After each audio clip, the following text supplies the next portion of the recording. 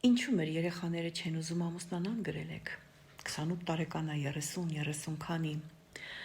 Դա մեր շատ վեհ հոգատարությունից է։ Ինչի ամուսնանան։ Մաման ամեն ինչ անում է, ճաշն է փում, շորերը պատրաստում է, տեղաշորը փոխում է։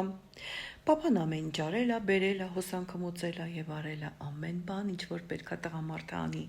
Ինչու ինքը ամուսնանա։ Աշխատում է, լավ մասնագետ է, հենա իր հավեսին կապրի։ Երեխա ունենալը հոգս է։ Չէ որ դուք միշտ կրկնում եք. «Վայ, գիտեք ինչքան եմ տանջվել, ձեզ ունեցել եմ, մեծացրել եմ, կյանքից զրկվել եմ, ջահելությունից զրկվել եմ»։ Իրանք լսում են. երեխա ունենալը, այդ ինչ դաժան բան է, ես չեմ ուզում երեխա։ Ոչ ամուսնանում են, ոչ էլ երեխա են ուզում։ Մենք ենք մեղավոր։ Դա մեր մենտալիտետն է։ Ինչ են անում ուրիշ ազգի մարդիկ։ Երեխան դարավ չափահաս, ուղարկում են առանձին, ասում են մեծացրել եմ, կրթել եմ, ամեն ինչ քո համար արել եմ, գնա, կյանքդ առջևում է, ապրի, իսկ մենք մինչև 70 տարեկան,